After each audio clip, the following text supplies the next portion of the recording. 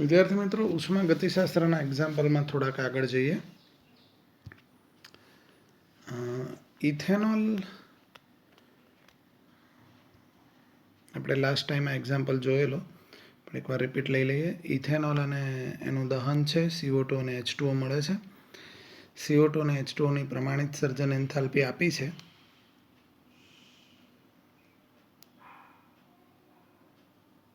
ઇથેનોલની પણ આપી છે અને ઇથેનોલની દહન ઉષ્મા એટલે રિએક્શન એન્થાલ્પી શોધવાની છે. વિદ્યાર્થી મિત્રો, અહીંયા O2ની પ્રમાણિત સ્થિતિમાં એન્થાલ્પી આપણે શૂન્ય સ્વીકારીએ છીએ, એ ખ્યાલ છે. એની ફોર્મ્યુલા લગાવીશું. નિપજની એન્થાલ્પી ઓછા પ્રક્રિયકની એન્થાલ્પી. સૂત્રોમાં વેલ્યુઝ મૂકીશું અને એક આન્સર આવશે. હવે વિદ્યાર્થી મિત્રો, એક ઇમ્પોર્ટન્ટ એક્ઝામ્પલ છે. 3 રિએક્શન આપી છે. C+O2 it gives CO2, S+O2 it gives SO2 અને carbon disulphide +3O2 it gives CO2 +2SO2. દરેકની એન્થાલ્પી પણ આપેલી છે અને હવે કહે છે CS2ની સર્જન ઉષ્મા શોધો. તો વિદ્યાર્થી મિત્રો, આ પ્રકારના એક્ઝામ્પલ્સ ગણવા માટેની એક ટેકનિક એ છે કે જે પદાર્થની સર્જન ઉષ્મા માંગી હોય એ તમારા 3માંથી કોઈ એક રિએક્શનમાં હોવો જોઈએ અને એ નિપજ તરફ હોવો જોઈએ. દાખલા તરીકે આ રિએક્શન આપી છે આપણને અને એમાં CS2 માટે સર્જન ઉષ્મા માંગી છે. તો સૌથી પહેલાં તો CS2 નિપજ તરીકે હોવું જોઈએ. ટોટલ આપણે આ રીતે મેળવવાની. CS2 નિપજ તરીકે મેળવવા માટે એક કાર્બન અને 2 સલ્ફર જોઈએ. આ જરૂરી રો મટીરિયલ છે. હવે જરૂરી રો મટીરિયલને આપણે આપણી આ 3 રિએક્શનમાંથી શોધી કાઢીએ. સૌથી પહેલી રિએક્શનમાં કાર્બન છે. અહીંયા મને 1 મોલ કાર્બન જોઈએ છે અને અહીંયા પણ 1 મોલ કાર્બન છે. અહીંયા મને પ્રક્રિયક તરીકે જોઈએ છે, અહીંયા પણ એ પ્રક્રિયક તરીકે જ છે. તો રિએક્શન નંબર 1માં કોઈ ચેન્જ કર્યા વગર એઝ ઇટ ઇઝ આપણે એને લખી કાઢીએ એની એન્થાલ્પી સહિત. હવે મને 2 મોલ સલ્ફર જોઈએ છે, એ બી પ્રક્રિયક બાજુ. અહીંયા 1 જ મોલ છે, તો આપણે રિએક્શન 2ને 2 વડે મલ્ટીપ્લાય કરી નાખીએ. તો એની એન્થાલ્પીને પણ આપણે 2 વડે મલ્ટીપ્લાય કરીશું. ત્યારબાદ મને CS2 જોઈએ છે પણ નિપજ તરીકે અહીંયા પ્રક્રિયક તરીકે છે, તો આ આખી રિએક્શનને હવે ઉલટાવી દઈશું.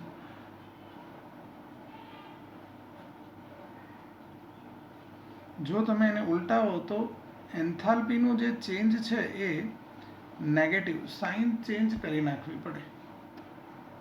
હવે ચેક કરીએ. સરખી વસ્તુઓને આપણે ઉડાડી દઈએ. 3નો સરવાળો કરવાનો છે હવે ટૂંકમાં. 2 ને 1 3 મોલ ઓક્સિજન, તો અહીંયા 3 મોલ ઓક્સિજન જશે. CO2 જશે, તો આટલું બચ્યું જે આપણને જોઈતું હતું.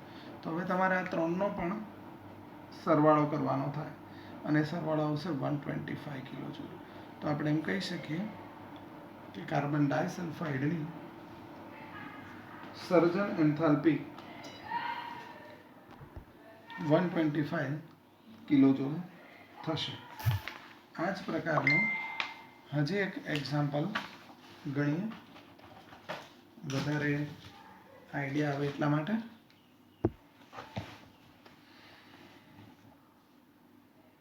રિએક્શન છે methanol plus 3/2O2 it gives CO2 plus 2H2O. Enthalpy છે -726 કિલોજૂલ. બધી પર મોલ છે. સેકન્ડ રિએક્શન છે C solid, O2 gives CO2 અને એનો એન્થાલ્પી ચેન્જ -393 કિલોજૂલ પર મોલ. થર્ડ રિએક્શન છે H2 અને 1/2 O2 gives H2O. એની રિએક્શન એન્થાલ્પી છે -286 કિલોજૂલ. હવે તમને માંગ્યું છે મિથેનોલની પ્રમાણિત સર્જન ઉષ્મા અથવા તો પ્રમાણિત સર્જન એન્થાલ્પી ગણો, આવું માંગ્યું છે. તો ફર્સ્ટ ઓફ ઓલ આપણે મિથેનોલને પ્રોડક્ટ તરીકે લઈને એના માટે જોઈતા રો મટીરિયલને તૈયાર કરીશું. આ જોઈ લો, જરૂરી રો મટીરિયલ થઈ ગયો. હવે વારાફરતી એક એક જોઈએ. આપણે કાર્બન લેવો છે પ્રક્રિયક બાજુ અને 1 મોલ, તો રિએક્શન 2 એઝ ઇટ ઇઝ લખી કાઢીએ. તો એનો એન્થાલ્પી ફેરફાર પણ as it is. 2 mole H2 જોઈએ છે એ બી પ્રક્રિયક બાજુ, અહીંયા 1 મોલ છે તો રિએક્શન 3 ને 2 વડે ગુણી કાઢો. 2 into -286.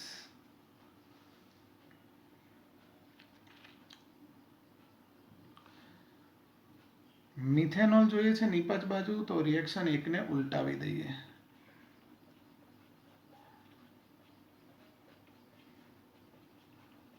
એનો એન્થાલ્પી ચેન્જ માઇનસ કરવો પડશે.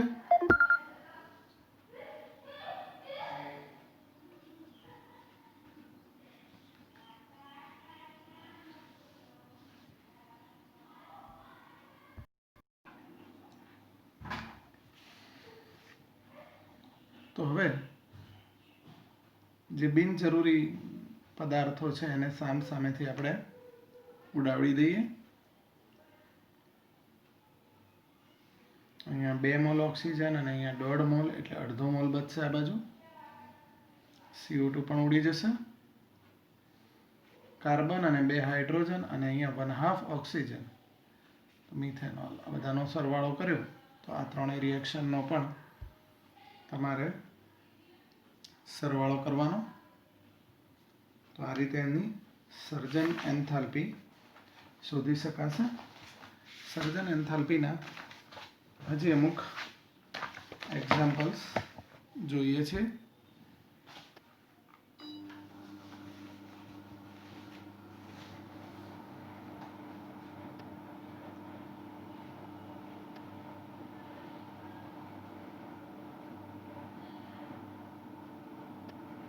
એક રિએક્શન છે S plus O2 gives SO2, enthalpy change. Second reaction SO2 plus 1/2 O2 gives SO3, enthalpy change. And third reaction SO3 plus H2O gives H2SO4. હવે ક્વેશ્ચન છે આપણો સલ્ફ્યુરિક એસિડની સર્જન enthalpy શોધો. તો સૌથી પહેલા આપણે સલ્ફ્યુરિક એસિડને નિપજ તરીકે લખીએ. કઈ વસ્તુઓ એના માટે જોઈશે આપણને.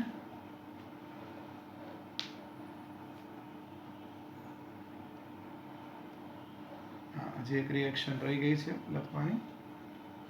H2 plus 1/2 O2 will give H2O અને એની એન્થાલ્પી આપેલી છે. તો આપણને જોઈશે હાઇડ્રોજન, 2 મોલ ઓક્સિજન અને સલ્ફર, આટલું જોઈશે. તો H2 જોઈએ છે તો પહેલી રિએક્શનને એઝ ઇટ ઇઝ લખીશું. એનો એન્થાલ્પી ચેન્જ પણ એઝ ઇટ ઇઝ. પછી 2 મોલ ઓક્સિજન જોઈએ છે, 1 મોલ સલ્ફર જોઈએ તો પહેલા સલ્ફર વાળી રિએક્શન તો એઝ ઇટ ઇઝ લખીએ. -298.2 કિલોજોલ.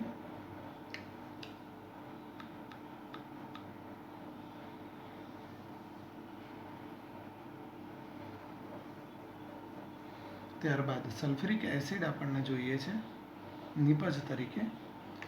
તો સલ્ફ્યુરિક એસિડ એ નિપજ તરીકે જ છે, તો રિએક્શન નંબર 4 ને 2 એઝ ઇટ ઇઝ લખીએ.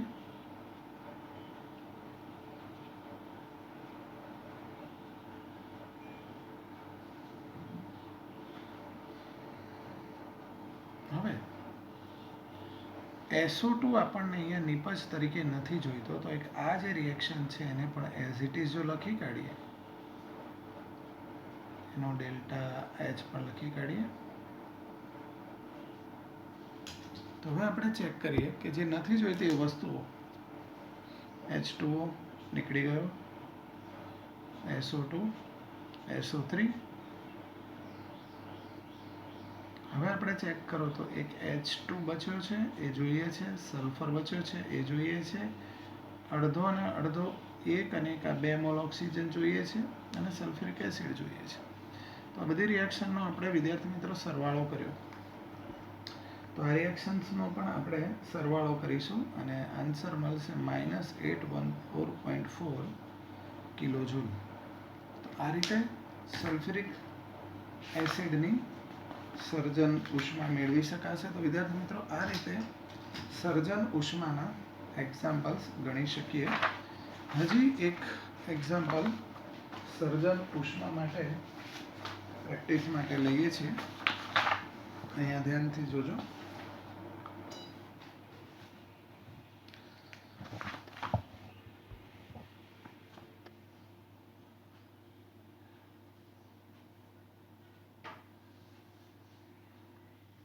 C plus O2 gives CO2.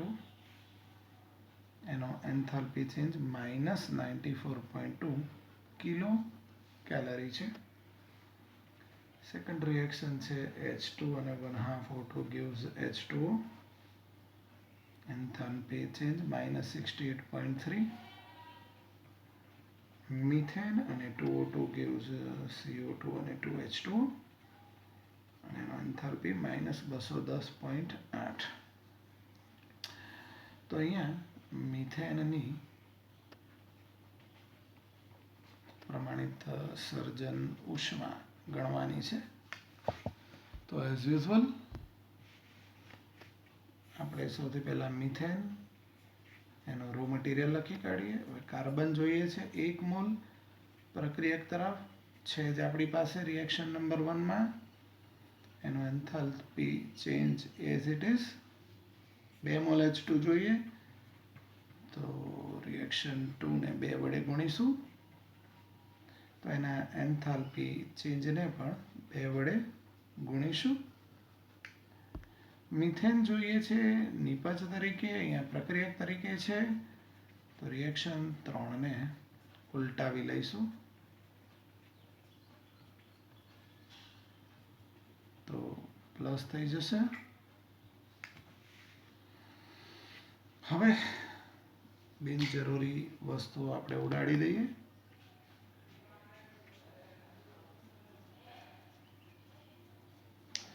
બે મોલ O2 અને અહીંયા 2 મોલ.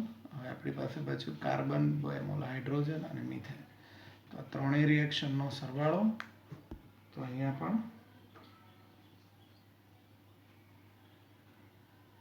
સરવાળો કરીશું અને આન્સર મળશે -20 કિલો કેલરી.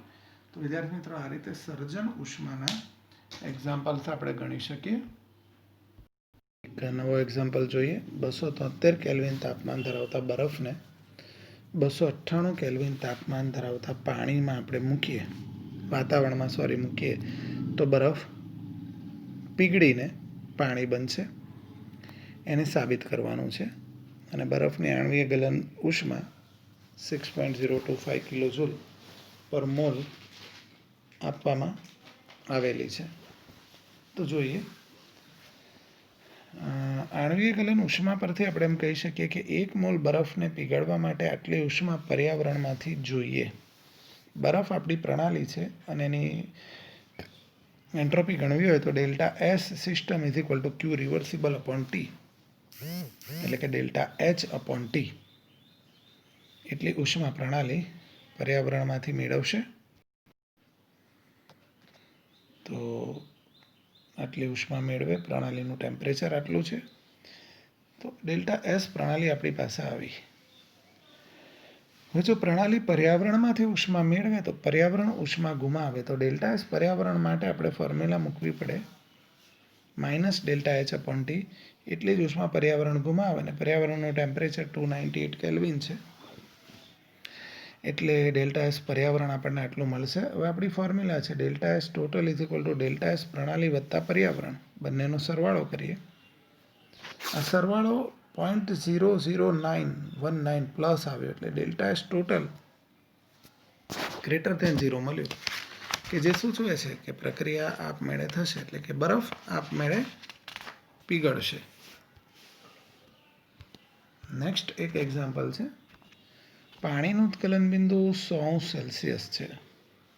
આ તાપમાને 1 ગ્રામ પાણીનું વરાળમાં રૂપાંતર કરવા આટલી ઉષ્મા જોઈએ છે. તો 9 ગ્રામ પાણીને વરાળમાં રૂપાંતર કરવા જરૂરી એન્થાલ્પી, એન્ટ્રોપી અને મુક્ત ઉર્જા ગણો. તો સિમ્પલ છે. 1 ગ્રામ પાણીને વરાળમાં રૂપાંતર કરવા જો 540 કેલરી ઉષ્મા જોઈએ, તો 9 ગ્રામ પાણીને વરાળમાં રૂપાંતર કરવા 4860 કેલરી ઉષ્મા જોઈશે. એની એન્થાલ્પી આવી ગઈ. એન્ટ્રોપી ચેન્જ આપણે લખી શકીએ ΔH/T થી. 100 ડિગ્રી ટેમ્પરેચર હતું એટલે 373, એટલે આપણી પાસે ડેલ્ટા એસ પણ આવી ગયું. અને હવે આપણી પાસે આ ફોર્મ્યુલા છે,